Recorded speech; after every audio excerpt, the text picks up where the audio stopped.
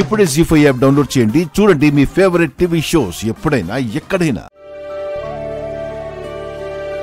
లక్ష్మి, వంట చేసే దగ్గర ఇంగువ తక్కువైందంట. వెళ్ళ సంగతి చూడు. వెళ్ళు వెళ్ళు వెళ్ళు.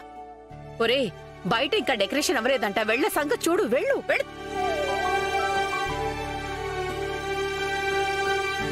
అది కూడా నువ్వు వెళ్ళు.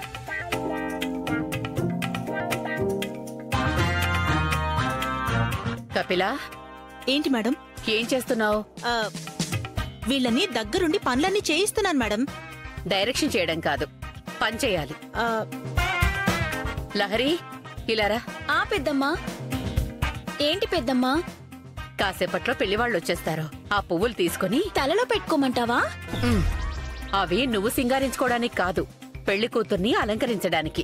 ఆ పూలు నా గదిలో ఉన్నాయి, తీసుకెళ్లి పెళ్లి కూతురు రూమ్ లో పెట్టు. సరే.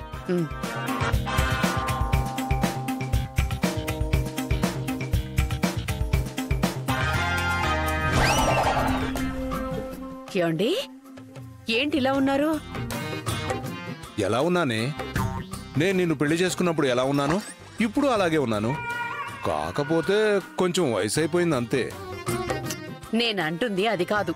అబ్బాయి నిశ్చితార్థం కదా, కొంచెం మంచిగా రెడీ అవ్వచ్చు కదా. ఏంటే, నేను అలా కనపడడం లేదా? ఇదిగో ఒరిజినల్ కలరు, మెత్తితే మాత్రం కనపడకుండా ఉంటుందా? ఈ వెటకారాలకేం గాని గెస్ట్లు వస్తూ ఉంటారు.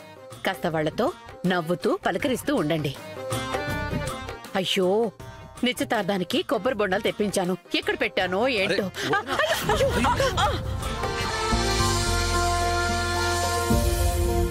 ఏంటక్కా కంగారు? జాగ్రత్తగా చూసుకుని నడవాలి కదా. ఇప్పుడు చూసుకోవడాలు, తీరిగ్గా నడవడాలు ఏం లేవమ్మా. పెళ్లివాళ్ళు వచ్చేస్తున్నారు. ఇక్కడ పనులు అక్కడే ఉన్నాయి. ముందు వెళ్ళి ఆ పనులు చూస్తాను. ఇదిగో రాజు, అవన్నీ ఎక్కడ పెట్టావయ్యా? తన కన్నబిడ్డ పెళ్లి పనులన్నీ ఇలా చేయాలనుకుందమ్మా, కానీ దానికేమో ఆ ముచ్చట తీరలేదు. అందుకే ఇప్పుడు ఇలా చేస్తూ సంబరపడిపోతుంది.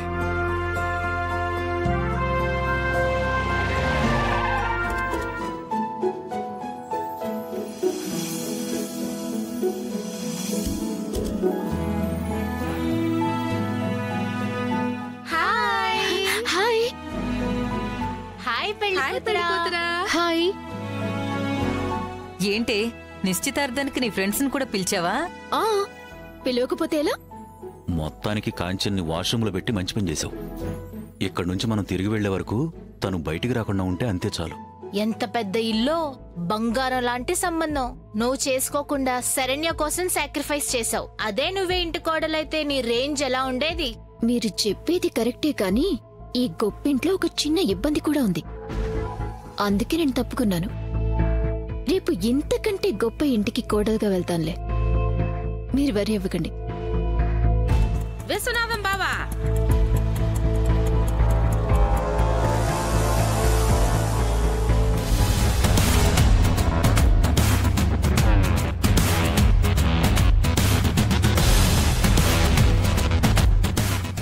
జీ5 యాప్ డౌన్లోడ్ చేసి అన్ని ఎపిసోడ్స్ పూర్తి ఉచితంగా చూడండి.